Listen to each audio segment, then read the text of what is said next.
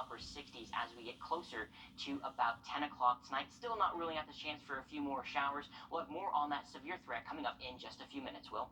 Thanks, Anthony. It was a sight to see. A tractor trailer drove off the I-20 bridge landing in the Savannah River on Monday. The sheriff's office told us the driver walked away with just minor injuries, but multiple agencies have been involved to keep tabs on the water and the highway bridge. Our Celeste Springer is live on top of our helicopter pad with a view of I-20. Celeste, it's been somewhat of a traffic nightmare lately with one eastbound lane closed. Any hopes for drivers on the road?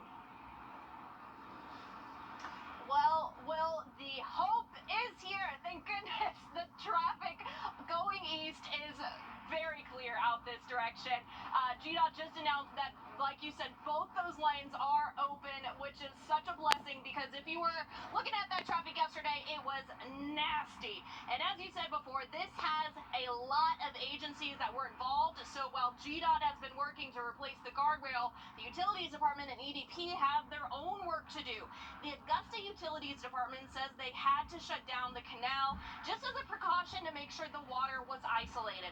Let's face it, a semi in the canal isn't normal for our water supply at all. They started pumping water from the river instead of the canal, but now things are back to normal and they'll be monitoring the water in case something changes. You might remember that the truck was carrying kaolin though, and we're told we are actually really lucky that it was just that. Kaolin is just a different type of clay.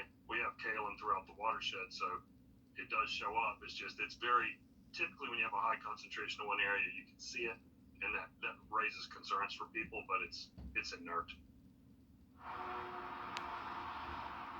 And coming up at 6 o'clock, I'm working on a full story. I'm talking to one of the tow truck drivers that was down there getting that semi out of the water. It's a lot harder than you might actually originally think, and it's not his first time doing that either.